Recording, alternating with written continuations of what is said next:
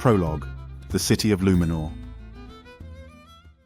Long ago, or perhaps not so long, measured by the cosmic scale of starlit skies, there stood a city that never truly slept. Known as Luminor, it sparkled with towering spires and drifting hoverways, humming with the sounds of maglev trains and skybuses that glided amid neon-lit streets.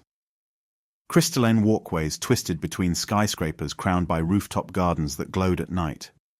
In every corner, advanced biotech labs, AI research centers, and futuristic universities churned out the next wave of discoveries that shaped the world's destiny. And yet, for all its futuristic marvels, Luminor remained the storied capital of an ancient land, heir to centuries of legends. Tucked away in the heart of Luminor was the magnificent residence of the Caliph Ridwan al-Mahiri, a man lauded for both his scientific patronage and his respect for tradition. Under his progressive reign, Luminor had become a beacon, a city where revered tales of old wove seamlessly with the frontiers of exploration and science.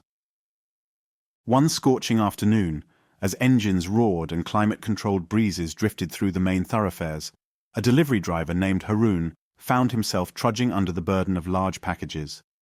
Haroun was exhausted, carrying shipments from one end of Luminor to the other, weaving between crowds and sentinel robots that patrolled the streets, scanning for disruptions. Though Haroun owned a small electric cargo scooter, it had broken down that morning, leaving him to shoulder the heavy boxes manually. As he turned onto a tree-lined boulevard sprayed by cooling mists and perfumed with synthetic rosewater, Haroun stopped in amazement. Before him rose a dazzling mansion of modern architecture, a sweeping facade of crystalline polymer, intricately decorated with swirling LED patterns and floating holographic sculptures. The walkway to the house was lined with lush trees genetically engineered to bloom with multicolored petals. Soft music drifted from within, drones playing orchestral pieces, woven with the chirps and clicks of artificial nightingales. The combination of sumptuous aroma, futuristic design, and entrancing melody stopped Haroun in his tracks. Whose house could this be? He wondered aloud, adjusting his sweaty cap. It must belong to one of Luminor's greatest citizens. A servant, clad in the shimmering silver uniform of the mansion's staff, stepped out. Haroun mustered courage to ask, "Pardon me, but do you mind telling me who resides here?" The servant arched an eyebrow. "Friend, do you live in Luminor and not know of the esteemed Zharif the Voyager?" He smiled. "He is the famous expedition leader who has traveled the globe and beyond. Some say he has soared near the edges of Earth's atmosphere in experimental crafts, discovered lost wonders, and even made contact with secret alien signals. His wealth is immense, and he uses it to host research labs, philanthropic projects, and feasts for those he honors." Haroun, who had heard faint rumors of a daring explorer who'd come into staggering fortune, felt a sudden pang of envy. Dropping the heavy parcel by his feet, he gazed skyward. "Creator of all things, is there no justice? Every day I toil under scorching suns, carrying loads while my family barely sees a full meal. Meanwhile, Zharif the Voyager thrives in unthinkable luxury. What has he done to merit such bounty, and what have I done to deserve such misery?" The words had scarcely left his lips when another staff member arrived, took him gently by the arm and said, "Haroun, come inside. Master Zharif has overheard your lament and wishes to speak with you." Haroun's heart pounded. He feared retribution for his bold complaint, yet curiosity prevailed. Gathering his courage, he followed the servant into the vast atrium. A shimmering table stood at the center laden with delicacies from across the solar system. Genetically perfected fruits, lab-grown gourmet meats, sizzling aromatic stews, and exotic pastries. Around it sat scientists, explorers, artists, and statespeople, all listening to the captivating tales of a middle-aged man wearing an understated yet elegant suit. A swirl of silver hair at his temples hinted at years of adventure. His measured gaze spoke of intelligence and compassion. This man was Zharif the Voyager. "Welcome," Zharif said, beckoning Haroun closer and offering him a seat. He personally poured Haroun a glass of chilled saffron-infused refreshment, gesturing for him to eat. Overwhelmed, Haroun managed only a few sips. When the meal was complete, Zharif turned to Haroun with a kind expression. "I overheard your words outside. You wonder why destiny favored me over you. My friend, do not think I gained this life of ease without hardship. I have faced perils beyond imagining, both physical and spiritual. Tonight, since we have a moment, sit and hear the chronicles of my voyages. Perhaps then you will understand." Harun bowed his head. "Forgive my bitterness, Master Zharif. If you deem me worthy, I shall listen with humility." Thus began the first of Zharif the Voyager's extraordinary stories, tales that spanned continents, crossed galaxies, and revealed the cusp between myth and science. The First Voyage. The Mysterious Signal. "I inherited a modest fortune from my parents," Zharif began, "but my youth was spent in foolish extravagance. Realizing my error before all was lost, I decided to invest the remainder in bold research ventures. My vision was to explore hidden corners of Earth, seeking technology or knowledge that might push humanity forward, or at least bring me a living return. Teaming up with a group of eccentric scientists, I obtained a refurbished vessel, an advanced maritime ship equipped with drones, submersibles, and satellite uplink. Embarking from Luminor. Zharif's expedition began in the bustling high-tech port of Al Marine, Luminor's gateway to global waters. He partnered with explorers from around the world, engineers, oceanographers, xenobiologists, and cryptographers, who all believed uncharted territories might hide secrets of alien origins. The ship's drone fleet soared overhead, scanning distant islands and ocean floors. The mission: to investigate rumors of an otherworldly radio signal emanating from a remote archipelago deep in the southern hemisphere. Weeks passed, filled with stormy nights and calm dawns. The crew mined data from satellite feeds, charted ocean currents, and tested prototypes for deep-sea exploration. At last, they approached an uncharted region known as the Quillan Reefs, a place rumored to hold anomalies in Earth's magnetic field. Zharif and his crew anchored near a lush, uninhabited island ringed by colorful coral. They deployed sensor buoys that relayed cryptic signals matching the rumored alien code. Over days of exploration, they ventured inland. The living island. The island thrummed with life. Towering banyan trees with luminescent vines glowed at dusk, giving the jungle an ethereal quality. Birds with color-shifting plumage soared overhead, and amphibious reptiles chirped in the undergrowth. Each day, half the crew tested new scanning devices to pinpoint the signal's source. One afternoon, as they tested a ground-penetrating radar near a waterfall, a hidden cave entrance was discovered behind the cascades. Equipped with exoskeleton suits for stability on slippery rocks, the scientists carefully advanced into the cavern. Within, they found walls etched with bizarre symbols reminiscent of star maps. In the dim glow of their headlamps, they stumbled upon a platform, perhaps centuries old, upon which rested a metallic object shaped like an elongated sphere. Sensors immediately went wild with readings. The object emitted faint electromagnetic pulses identical to the rumored alien signal. Betrayal by a crewmate. Zharif approached the device with reverence, suspecting it might be an ancient alien probe left on Earth. Before he could examine it further, one of the engineers, Olvan, driven by greed, snatched the device. "This alone is worth billions," Olvan hissed, brandishing a plasma cutter. "If we bring it back to Luminor, the highest bidder will pay a fortune. We won't share it with governments or philanthropic labs. This is our key to unlimited wealth." A struggle ensued. Meanwhile, rising tides threatened to flood the cave, and the luminous vines outside began tangling around the entrance. Zharif managed to wrest the device from Olvan, but the scuffle knocked him back into a pool. The swirling waters dragged Zharif deeper into the cavern's labyrinth, separated from his companions. Stranded beneath the earth. For hours, Zharif clung to rocks, while rushing currents pulled him through tunnels. Exhausted, he finally emerged in an underground chamber lit by strange bioluminescent fungi. His suit's communicator was waterlogged, and he had no way to call for help. By chance, he found an exit leading to the surface. He scaled rocky walls and followed the faint breezes until he came out onto a steep cliff overlooking the ocean. From that vantage, Zharif saw his ship departing swiftly. Olvan, apparently, had commandeered it. Perhaps the rest of the crew was forced to leave, or had been incapacitated. Zharif was left alone, separated from everything he'd known, and the alien object, too, had been lost in the chaotic flight. Survival and revelation. Determined not to perish, Zharif foraged for fruits and fresh water, eventually assembling a raft from fallen logs.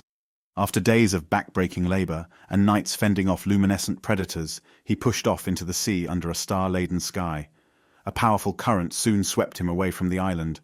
Weak and barely conscious, Zharif drifted until, miraculously, a cargo submarine from the neighboring region discovered him. They recognized him from global headlines about the eccentric lunar explorer. After nursing him to health, they returned Zharif to Al-Marine. Though he carried no tangible treasure, Zharif arrived with knowledge gleaned from scanning the alien artifact and the cave's inscriptions, enough to secure funding for further research. Returning home, he discovered that Olvan and the rogue crew members had vanished. Rumors suggested they'd sold partial data about the probe on the black market. Despite the betrayal, Zharif's notes and partial scans of the device garnered significant investments from philanthropic organizations, intrigued by the possibility that advanced alien biotech might exist somewhere on Earth or beyond. At this juncture, Zharif paused his account. He sipped a glass of spiced tea, meeting Haroun's wide-eyed stare. Then he turned to an assistant. "Bring me a small token of that first venture." Moments later, a lab assistant produced a chunk of black metal with cryptic markings. "This is one of the shards recovered from that cave," Zharif said. "It was my only proof of the alien probe's existence. In the end, the knowledge it yielded was worth far more than gold." Moved by the story, Haroun thanked Zharif for his hospitality. Zharif, in turn, ordered an aide to give the young man a purse of credit chips, enough to repair his cargo scooter and feed his family for many months. "Return tomorrow, Haroun," Zharif said with a gentle smile, "and I will share the tale of my second voyage. Perhaps it will open your eyes further." The second voyage. The edge of the stratosphere. The next evening, Haroun returned in freshly laundered clothes, still astonished by his fortune. Around the table were the same curious guests, now anticipating the follow-up to Zharif's adventures. Once a lavish meal concluded, Zharif began his second tale. "Though my first voyage nearly claimed my life, I refused to let misfortune chain me to a mundane existence. I resolved to look not just across the seas, but toward Earth's upper atmosphere. My research pointed to a link between the alien probe's signals and anomalies detected at high altitudes. Teaming up with a bold aerospace entrepreneur, I commissioned a specialized aircraft and set out to discover whether more fragments of the ancient alien technology might be hidden above." Preparations for high-altitude flight. Zharif's team included astrophysicists, flight engineers, and a cryptologic linguist. They designed a craft named Sky Searcher X, a hybrid between a supersonic jet and a near-orbital vehicle. Built with stealth composites and advanced ion propulsion, it could ascend to the edge of space where the curvature of Earth was visible against the blackness beyond.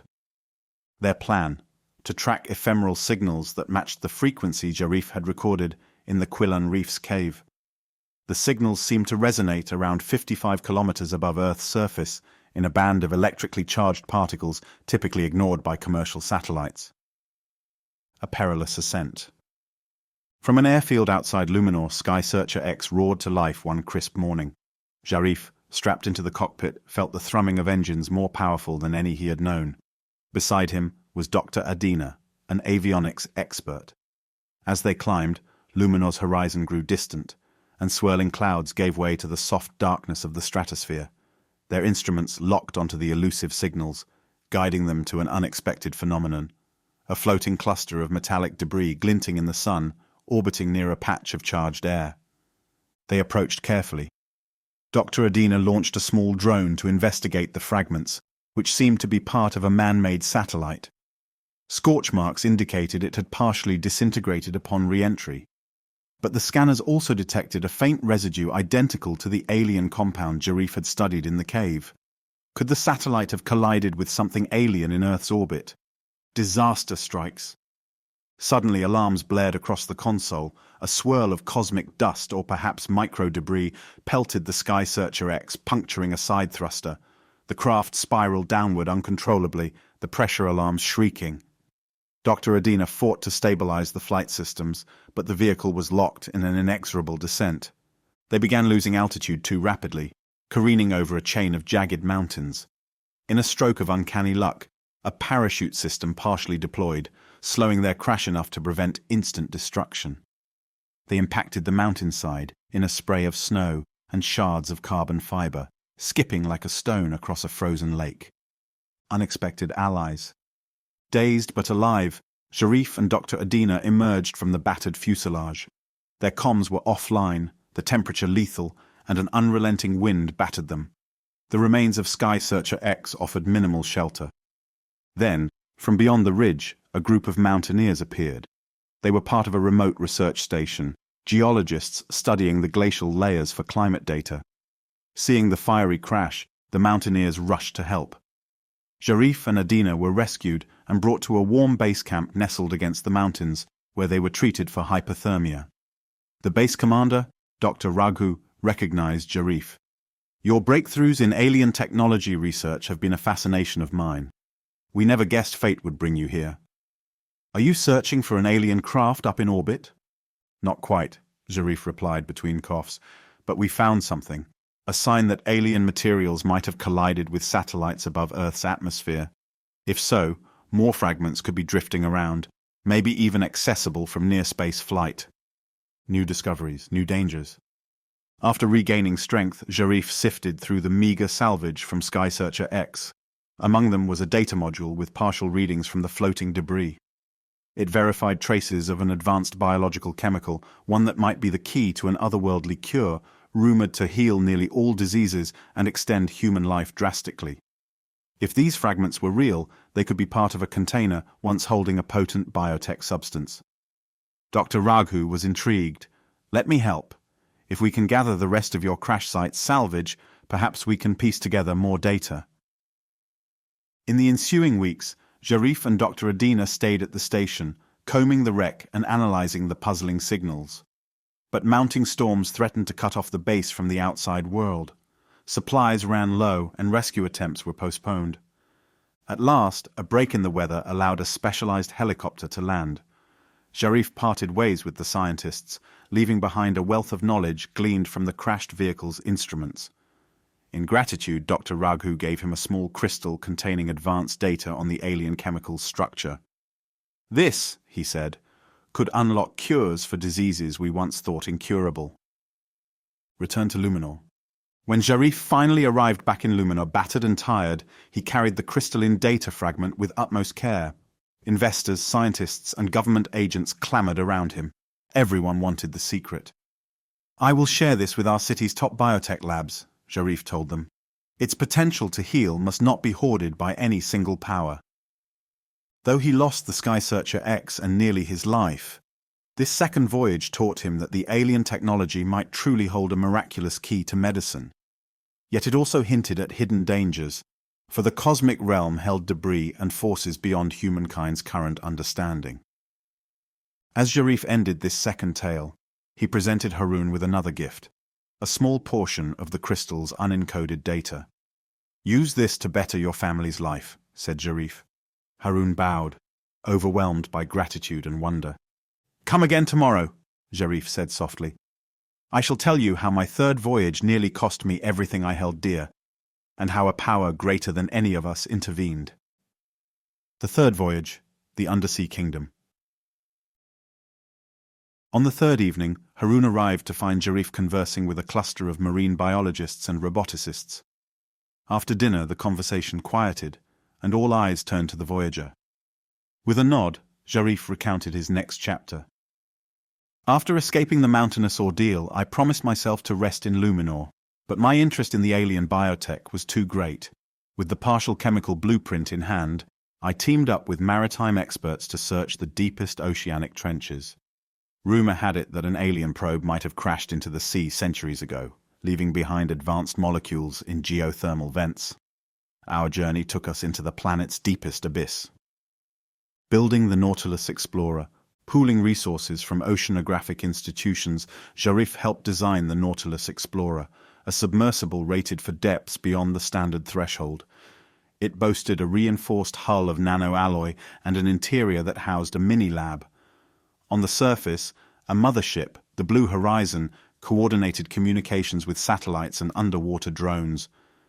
With a diverse crew, marine geologists, molecular biologists, submarine pilots, and a brilliant but secretive chemist named Dr. Amina, Zharif set sail for the fabled Leviathan Trench in the Pacific. Myths labeled it an undersea kingdom haunted by gargantuan marine life. But the data from geoscinar scans hinted at large metallic shapes resting at the trench's bottom, shapes that might not be entirely natural. Descent into the abyss. Under a moonlit sky, Zharif and Dr. Amina sealed themselves within the Nautilus Explorer. The submersible sank through progressively darker layers. At 1,000 meters, flickers of bioluminescent fish soared by. At 3,000 meters, the pressure was immense, but the vessel held. At 6,000 meters, outside temperatures hovered near freezing, and strange creatures, translucent and otherworldly, drifted in the beams of the sub's lights. Eventually, they neared the trench floor over 10,000 meters down. The topography was alien, towering hydrothermal vents spewing clouds of shimmering minerals. Their sensors locked onto a large metallic structure partially buried. As they maneuvered to investigate, something colossal stirred in the darkness, a deep-sea serpent that dwarfed the submersible. The creature circled ominously, jarred awake from eons of slumber. The sunken probe. Steering carefully, Dr. Amina guided the Nautilus Explorer close enough to examine the structure. Indeed, it appeared to be an alien vessel, perhaps an underwater segment of the same advanced civilization that had left the cave artifact. Hieroglyphic-like inscriptions covered the metallic hull. A crater in the side indicated catastrophic impact. Sealing her hands into the sub's robotic controls, Dr. Amina manipulated an arm that chipped a small sample from the hull. Chemical analysis, the same exotic compound found in the stratospheric debris. Zharif's heart raced. If the rest of this structure housed intact canisters of the biotech chemical, it could redefine human medicine. Monster in the depths. But they had no time for deeper exploration. A monstrous roar reverberated through the water. The giant serpent lunged, ramming the submersible. Displays flickered as the hull groaned. Dr. Amina deployed an electric pulse emitter, shocking the creature just enough to momentarily repel it. The serpent curled back, seething and preparing for another strike. They realized that staying would mean certain destruction. Reluctantly, Zharif commanded a retreat. Dr. Amina fired the propulsion thrusters at maximum, rocketing the submersible up the trench walls. The serpent pursued, jaws snapping just meters away, but eventually turned back, guarding its ancient domain. Catastrophe and escape. During the frantic ascent, an undersea quake rattled the region, triggered by seismic activity near the trench. Falling rocks battered the Nautilus Explorer, causing partial flooding in the engine compartment. The sub lost propulsion and drifted. Zharif and Dr. Amina fired emergency buoyancy measures. The sub rose unsteadily, battered by aftershocks. Water seeped in, lights dimmed, and oxygen began running low. Just as despair took hold, the mothership's rescue sub arrived. Skilled pilots latched onto the crippled Nautilus Explorer, towing it to safer waters. Zharif and Dr. Amina were quickly transferred to the rescue craft, their hearts pounding from the near-death ordeal. Priceless knowledge. Upon surfacing, the crew discovered the Blue Horizon had weathered the quake.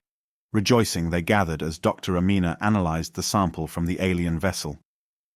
"Its molecular structure is more intricate than we imagined," she said. "I believe if we can replicate it, we might revolutionize medicine. Yet we must be cautious. We don't fully understand its potential side effects." Back in Luminor, scientific institutions hailed the discovery, but many questions remained. Where had this alien craft come from? Did more exist across the seas, or perhaps on other planets? Zharif vowed to share the knowledge widely, ensuring it wouldn't be monopolized by corporations. Return to the banquet. Zharif concluded his third tale with a reflective sigh. "So you see, Haroun, though I returned alive and wealthier in knowledge, the true fortune lay in what we discovered about healing, but the obstacles to retrieve each clue nearly claimed our lives." He handed Haroun yet another sum of credit chips, prompting the delivery man to stammer out heartfelt thanks. "Please, Master Zharif," Harun said. "Your generosity knows no bounds. How can I ever repay you?"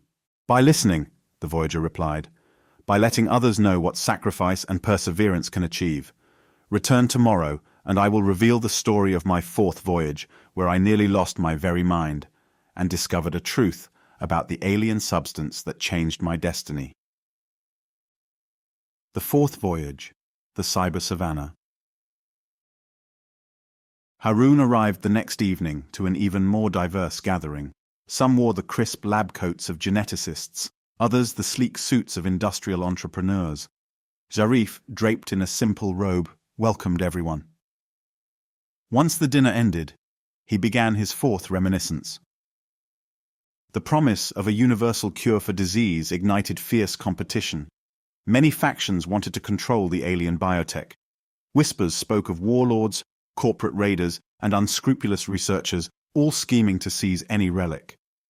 Rather than cower in Luminor, I joined a convoy headed to the sub-Saharan region, where recent satellite images showed unusual electromagnetic patterns on a remote savanna. Some believed an alien beacon was transmitting from there. Into the desert, Zharif's convoy featured solar-powered rovers and a handful of armed security drones. The region, known as Haza Flats, had become lawless. Its local government collapsed, and criminal groups roamed at will. But a philanthropic foundation sponsored the mission, aiming to secure any alien technology for the greater good. Sun-scorched dunes, sprawling acacia trees, and half-buried ruins from a previous era dotted the horizon. Temperatures soared, but the rovers, powered by cutting-edge solar cells, pressed on. Among the expedition members was Dr. Serra, a neurobiologist expert in decoding alien signals and rumored to have hacked military satellites for data. The towering obelisk. After days of traversing harsh terrain, the convoy detected an energy spike from a sandstone plateau. Upon arrival, they found an immense obelisk that soared skyward, smooth black stone covered with cryptic glyphs. Nighttime scans revealed a mild hum of radiation akin to the stratospheric signals they had once encountered. Drone readings suggested a hollow interior, but there was no visible entrance. Zharif decided on a careful approach, mindful of traps or dangerous inside structures. He dispatched a small drone to scan the obelisk's surface. Suddenly, from nowhere, a band of desert raiders armed with plasma rifles attacked the camp, firing upon the rover's tires and the protective drones. Captured. Overwhelmed by the surprise assault, the expedition team scattered. Zharif found himself cornered by two mercenaries who forced him to the ground. Dr. Serra tried to disable them using a jamming device, but it malfunctioned. Within minutes, Zharif, Dr. Serra, and several other scientists were taken captive. The rest of the group fled into the dunes or lay injured. Their captors belonged to a notorious group called the Crimson Vipers, infamous for trafficking exotic tech. They marched Zharif's group to a hidden encampment amid rocky outcroppings. There, the Vipers' leader, Shadid, his features concealed by a desert cowl, demanded that Zharif reveal how to access the obelisk's secrets. "I know who you are, Zharif the Voyager," Shadid snarled, brandishing a stolen tablet. "You've encountered the alien chemical that can cure diseases. We want it, or we'll kill you and your team." A desperate bargain. Bound and guarded, Zharif realized escape was impossible without cunning. Under the watchful gaze of Shadid's men, Zharif feigned cooperation. "Untie me and I will decode the obelisk. It must be done on sight. If not, you'll never get what you seek." Reluctantly, Shadid agreed.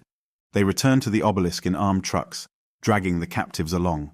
Under threat, Zharif used a 3D LiDAR scanner from the expedition's gear to search for any secret doorway or chamber. Minutes ticked by, tension growing.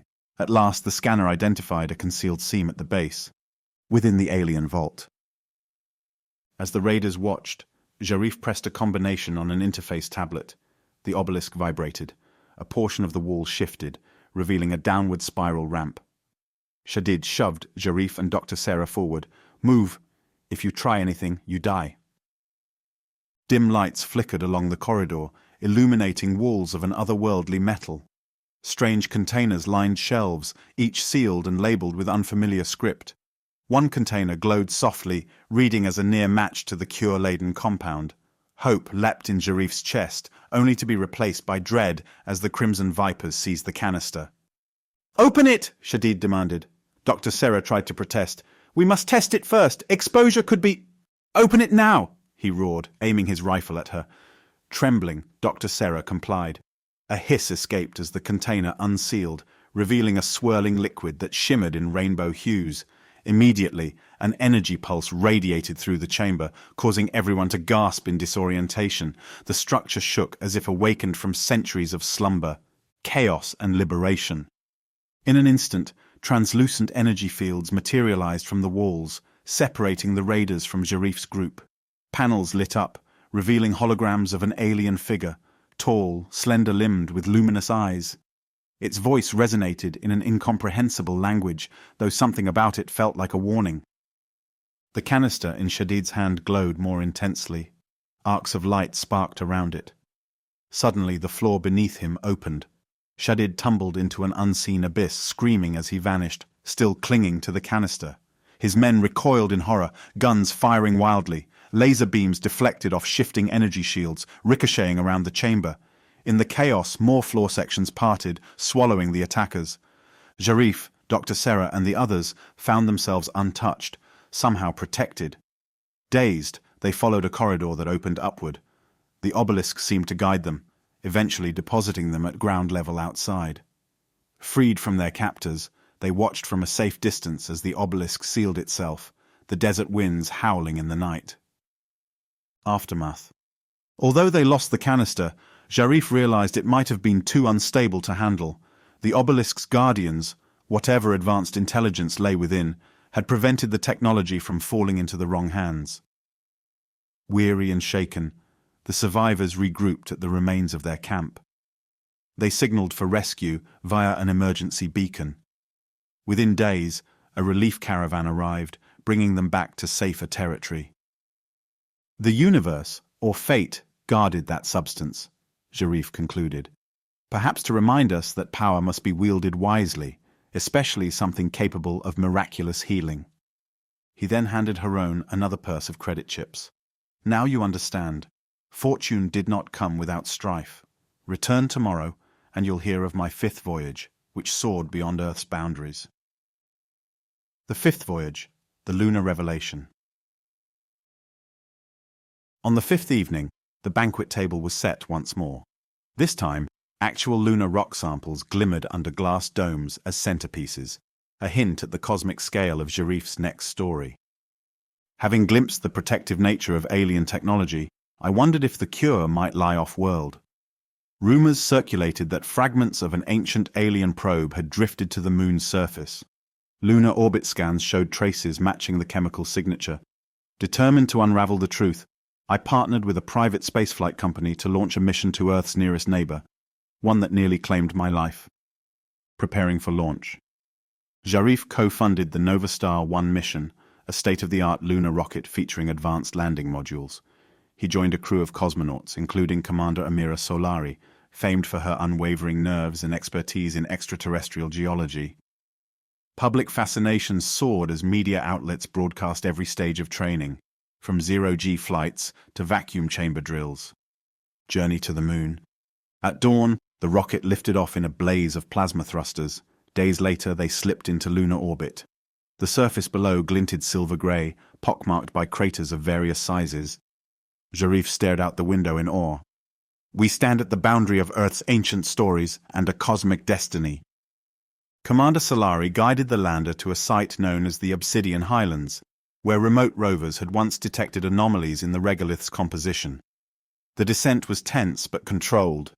Soon the crew stepped onto the moon's surface, footprints marking their arrival. The hidden cavern. Donning specialized EVA suits, the crew scoured the highlands with ground-penetrating radar. The data showed a hollow space beneath a thin crust, near a crater's rim. Carefully, they used drilling instruments to open a passage. Inside was a natural lava tube that extended for kilometers. Following the faint chemical signature, they ventured deeper. Their helmet lamps revealed an astonishing sight. a small, clearly artificial structure nestled against the lava tube wall. Similar to the undersea craft, it bore alien markings. A wave of excitement rippled through the explorers. They forced open a hatch-like entrance to discover a cramped interior containing sealed canisters. Scans confirmed the presence of the fabled chemical. Here it was, apparently intact, stashed away in a hidden corner of the moon for who knew how many millennia. An unseen danger. Before they could celebrate, radiation alarms flashed. A cosmic ray storm approached from a solar flare, poised to blast the region with lethal doses of radiation. Commander Solari urged immediate retreat, but Zharif, determined to secure a sample, swiftly grabbed a scanning device and extracted one of the canisters. The storm waves hammered the lunar surface, electrical arcs dancing over the suit's protective layers. As they scrambled back toward the lander, one crew member, Dr. Chen, collapsed. His suit displayed a catastrophic failure. Zharif rushed to help, struggling to carry him. Commander Solari fired thruster jets on her mobility pack to create a shield with her own body, deflecting some radiation. They made it to the lander's airlock, but Dr. Chen was gravely injured. Triumph and loss. Inside the lander, they sealed the hatch, quickly administering anti-radiation meds. Dr. Chen survived, but faced a long recovery. Nevertheless, the mission succeeded in retrieving an intact sample of the alien biotech. Once they returned to the orbiting command module, Zharif stared at the canister through the porthole. "At last," he whispered. "Humanity holds a genuine sample that might heal countless afflictions." Back on Earth, this sample was heralded as the foundation for the next generation of medical breakthroughs. Global alliances formed around its analysis. Some argued over who should control it. Tensions rose. Yet Zharif believed in collaboration.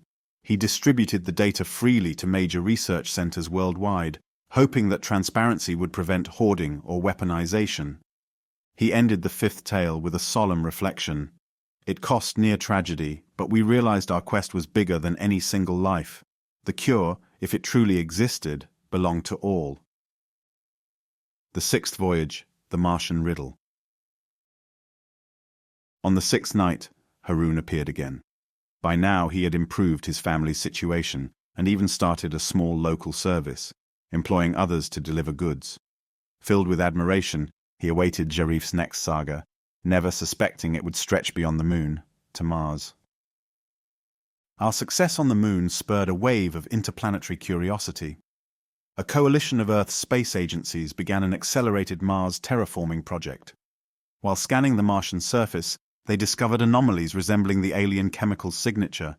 Could more fragments be hidden on the red planet? I couldn't resist finding out.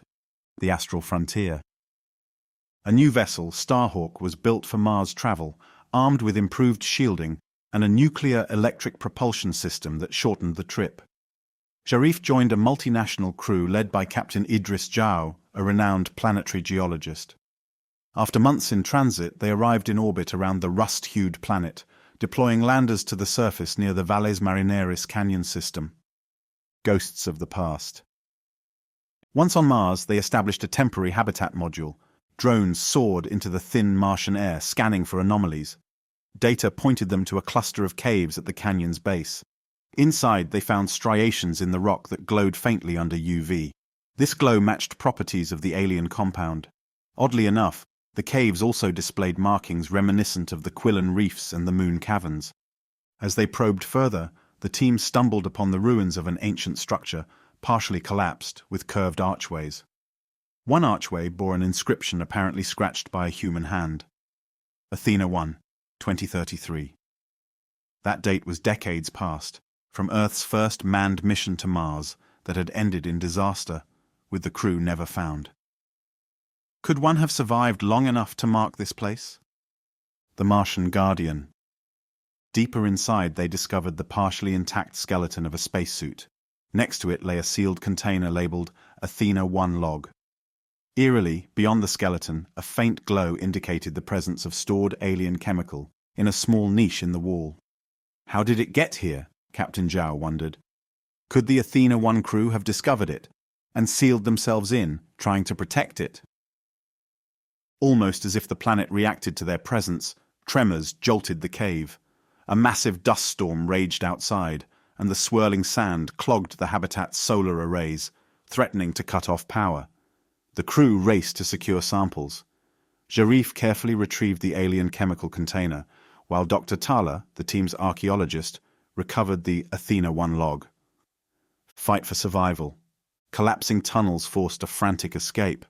Martian rock crumbled and an underground flood of carbon dioxide gas vented from newly opened fissures. The raging storm outside whipped the habitat module, ripping off parts of the canopy. Captain Zhao coordinated an emergency liftoff. Engines roared to life on the lander, Zharif and the crew strapped in with seconds to spare. They launched amid swirling red dust, uncertain if they'd outrun the gale. By pure skill and fortune, Starhawk's orbiting command module captured them. They departed Mars in a harrowing trajectory, hearts pounding but samples in tow. Once safe, they examined the container's contents. A refined version of the alien biotech, stable and seemingly more potent. Tucked into the Athena-1 log was a mention of an alien beacon, a rumored final location, somewhere beyond Earth. The return. Again, Zharif came back to Luminor, battered but triumphant. The partial formula gleaned from Mars indicated that when combined with Earth's prior samples, it could produce a nearly universal antidote, a solution that might mend disease and slow aging.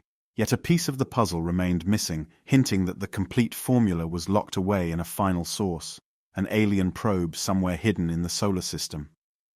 Zharif concluded, "I learned from the Martian expedition that the alien technology was not just scattered around. It had a purpose, orchestrated by an intelligence older than we can fathom. The cure was real, yet incomplete."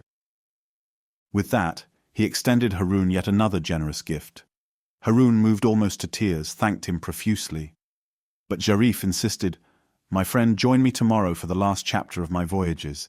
Only then will you understand the full measure of what I endured to secure our future." The seventh and final voyage, beyond the stars. On the seventh night, the atmosphere in Zharif's mansion was electric. Everyone sensed this final story would surpass all before it. Once the meal ended, Zharif began, "Realizing the alien cure's final piece must lie beyond Earth and Mars, I joined a deep space expedition.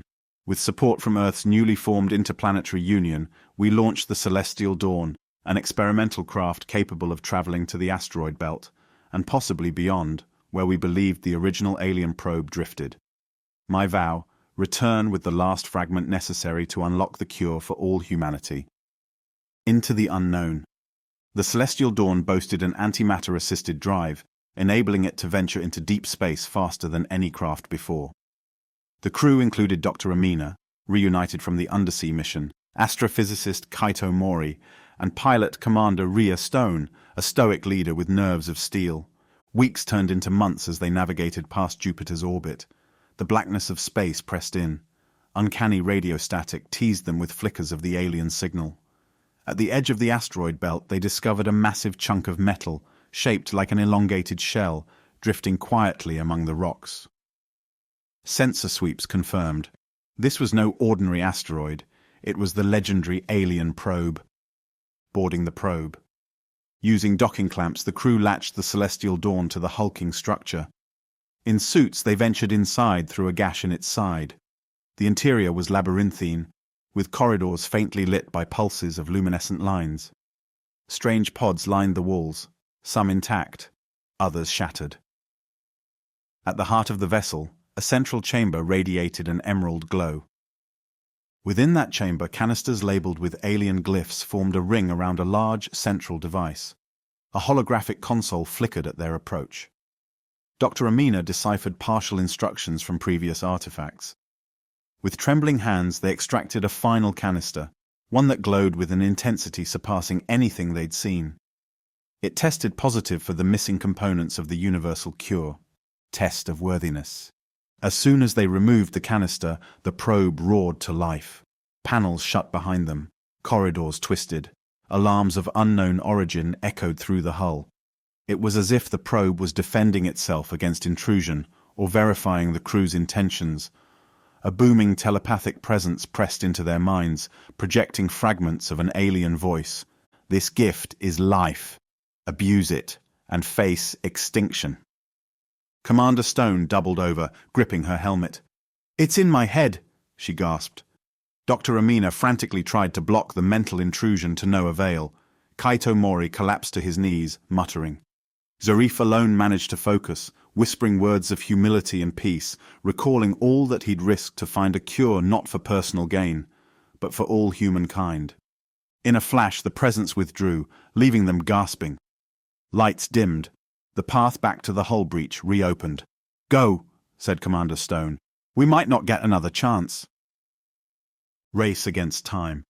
Hustling, they sprinted through corridors as segments of the ship collapsed behind them. Reaching the airlock, they launched themselves back to the celestial dawn, sealing the craft. Commander Stone fired up the engines. With a thunderous burn of antimatter thrusters, they rocketed away moments before the alien probe sealed itself once again. A wave of electromagnetic energy pulsed outward, rippling across the asteroid belt. Perhaps the probe's final farewell or a warning signal. The celestial dawn barely escaped, returned to Earth. The journey home was perilous, battered by cosmic radiation from the probe's electromagnetic surge. Yet the crew was resolute. They possessed the last key to the universal cure. As they neared Earth, messages from the Interplanetary Union flooded in, praising them as heroes. Upon landing, the final sample underwent immediate research. Integrating it with the previous fragments produced a stable compound, which biotech labs synthesized into a revolutionary treatment. It reversed advanced diseases in test subjects. Clinical trials suggested significant extension of healthy human lifespans. Zharif's choice. A global council convened to celebrate Zharif's achievements and bestow upon him monumental rewards. However, Zharif insisted on distributing the cure widely and equitably. "It belongs to every person," he said before the world's cameras. "No wealth or power must bar access to it." At last, he returned to Luminor. In the Caliph's grand hall, Zharif was offered titles and estates. He politely declined them. "I yearn for rest," he said, "and the quiet company of those I cherish." And so ended his seventh and greatest voyage. Epilogue: A New Dawn. Zharif leaned back, finishing his narration. The entire room was silent, hanging on his every word. Then he spoke to Haroun. "Now you have heard my life story, friend. Do you still resent my fortune? I assure you, it arrived on tides of heartbreak, betrayal, near-death experiences, and immeasurable risk. I shared these tales not to boast, but to show that destiny demands sacrifice." Tears welled in Haroun's eyes. "Master Zharif, I am humbled. Your struggles dwarfed my small hardships. You've given me wealth, but also wisdom. I shall teach my family and neighbors the lessons of your voyages." Zharif handed Haroun one final sum of credit chips, a treasure so large it secured Haroun's future. "Join me not as my porter, but as my friend. Dine here whenever you wish, expand your business, and help those who have less. That is how you honor the gift." With that, the gathering dispersed.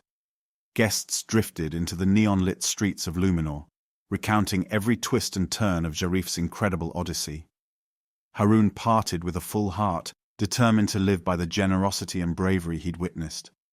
From that day on, the story of Zharif the Voyager spread throughout the city and the world. Word of the universal cure heralded a new era of health. People discovered fresh hopes in their hearts, forging alliances that transcended borders. And at the center of it all was Zharif, living quietly in his mansion laboratory, content that humanity was on the cusp of transformation, ever watchful, ready to embark on a new journey if called, but at peace in the knowledge that his greatest quest had secured life for generations to come.